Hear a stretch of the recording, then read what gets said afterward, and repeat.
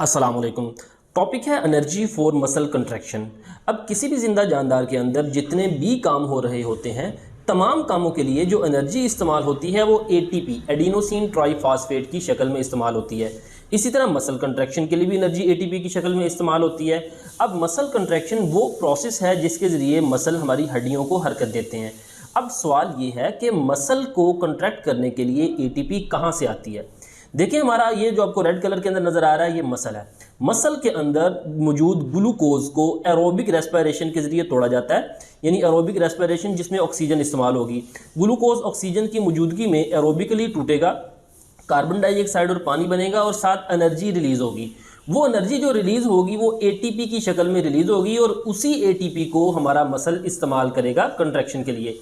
ये ग्लूकोज कहाँ से आती है? दरअसल हमारे मसल के अंदर ग्लाइकोजन स्टोर होती है और ग्लाइकोजन को तोड़कर ग्लूकोज हासिल की जाती है, यानी ग्लूकोज ग्लाइकोजन से ली जाती है जो कि मसल के अंदर स्टोर होती है। फिर बाज़ दफ़ा हमें ज़्यादा एनर्जी चाहिए होती है। जब more energy required due to high metabolism, यानी जब आप ज़्यादा काम करते हैं, ज़्यादा एनर्जी चाहिए, तो एटीपी फिर एनर्जी हासिल की जाती है क्रेटिन फॉस्फेट से। क्रेटिन फॉस्फेट से एनर्जी, यानी ये एनर्जी का जरिया है। लेकिन वो कह रहा है some time during oxygen deficiency, जब ऑक्सीजन की कमी हो और हाई मेटाबॉलिक एक्टिविटी। जारी बात है, जब हाई मेटाबॉलिक एक्टिविटी होगी तो तब ऑक्सीजन की कमी कैसे होती है? मसलन आप हैवी काम कर रहे हैं, हैवी एक्सरसाइज कर रहे हैं, आपका मसल बहुत ज़्यादा काम कर रहा है। जब मसल काम कर रहा है तो उसको एटीपी चाहिए और एटीपी वो ऑक्सीजन की मौजूदगी में ग्लूकोज टूटेगा तो एटीपी बनेगी। इसी वजह से जब आप हैवी एक्सरसाइज कर रहे होते हैं तो सांस लेने की रफ्तार तेज़ हो जाती है ताकि ज़्यादा ऑक्सीजन आए, ज़्यादा ग्लूकोज टूटे।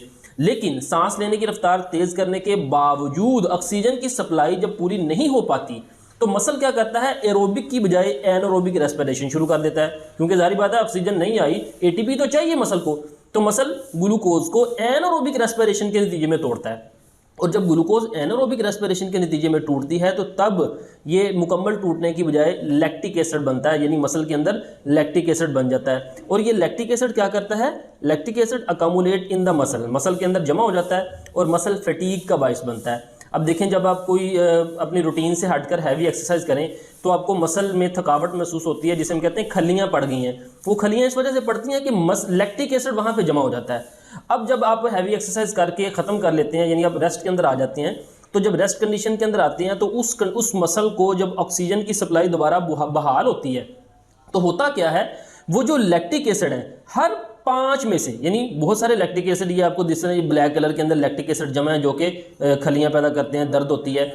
तो जब ऑक्सीजन की सप्लाई मसल को बहाल हो जाती है तो हर 5 में से एक लैक्टिक एसिड टूटता है एरोबिकली, यानी ऑक्सीजन की सप्लाई बहाल हो गई है तो ऑक्सीजन की मौजूदगी में 5 में से एक लैक्टिक एसिड टूटेगा, वो एरोबिकली ऑक्सीजन की मौजूदगी में टूटेगा। तो उससे पैदा होने वाली जो एनर्जी है उस एनर्जी को इस्तेमाल किया जाएगा, यानी उस एनर्जी की मदद से बाकी के जो 4 लैक्टिक एसिड हैं, यानी 5 में से 4 लैक्टिक एसिड हैं, उनको कन्वर्ट कर दिया जाएगा ग्लूकोज के अंदर। यही वजह है कि 2-3 दिन के अंदर देखें खलियाँ ख़त्म हो जाती हैं, क्योंकि सारे का सारा जो लैक्टिक एसिड है वो वापस ग्लूकोज में कन्वर्ट हो जाता है। एक लैक्टिक एसिड के टूटने में जो एनर्जी बनेगी उस एनर्जी को इस्तेमाल कर लिया जाता है बाकी के 4 लैक्टिक एसिड को ग्लूकोज में कन्वर्ट करने के लिए, और ये आस्ता आस्ता 2-3 दिन के अंदर आपको वो फटीग जो सी है वो ख़त्म हो जाती है। आगे हम देखते हैं effect of exercise on muscle. अब मसल, कोई भी मसल जितना ज़्यादा काम करता है हम जानते हैं उतना डेवलप होता है। When muscle are actively used, जब उसको इस्तेमाल किया जाता है, दे इंक्रीज इन साइज और स्ट्रेंथ, साइज़ भी बढ़ता है, ताकत भी बढ़ती है। जैसा कि आप देखते हैं जो बॉडी बिल्डर्स होते हैं उनके ये बाइसेप मसल्स डेवलप हुए होते हैं और जिस्म के मुख्तलिफ हिस्सों के मसल्स जो उनसे डेवलप हुए होते हैं। Become more efficient and fatigue resistance, muscle efficient हो जाता है, बेहतर हो जाता है, और फटीग रेजिस्टेंस यानी उसको थकावट नहीं होती, वो खलियाँ नहीं पड़ती। Aerobic exercise such as swimming, jogging, fast walking results change in the skeletal muscle, यानी ये एक्सरसाइज वगैरह से स्केलेटल मसल में तब्दीली आती है। क्या तब्दीली आती है जी? देखें, ये वो तब्दीलियाँ हैं जो एक्सरसाइज से आती हैं। Capillaries surrounding muscles fibre increase, यानी ब्लड कैपिलरीज वहाँ पे ज़्यादा बढ़ जाती हैं ताकि ऑक्सीजन की सप्लाई ज़्यादा हो।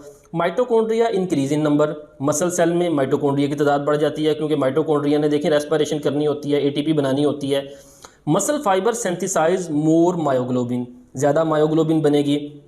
इसी तरह these changes result in more efficient muscle, इन तब्दीलियों के नतीजे में मसल ज़्यादा एफिशिएंट, बेहतर हो जाएगा। कंप्लीट इमोबिलाइजेशन ऑफ मसल, यानी मसल को अगर इमोबिलाइज कर दिया जाए, इस्तेमाल ना किया जाए, leads to the muscle weakness, muscle कमज़ोर हो जाता है, एंड सीवियर एट्रोफी। एट्रोफी कहते हैं डिक्रीज इन साइज़, यानी मसल टूटता फूटता है। जैसा कि आप देखें, अगर कोई बंदा एक्सरसाइज करता है तो उसके मसल, बाइसेप मसल अच्छे डेवलप हो जाते हैं। अगर वो एक्सरसाइज छोड़ देता है तो आस्ता आस्ता वो मसल्स कम छोटे होना शुरू हो जाते हैं, तो उसमें क्या होता है, एट्रोफी, वो डिक्रीज इन साइज़ हो जाते हैं। तो ये था आज का लेक्चर, मिलते हैं अगले लेक्चर के साथ। अस्सलामु अलैकुम वरहमतुल्लाहि वबरकातुहू।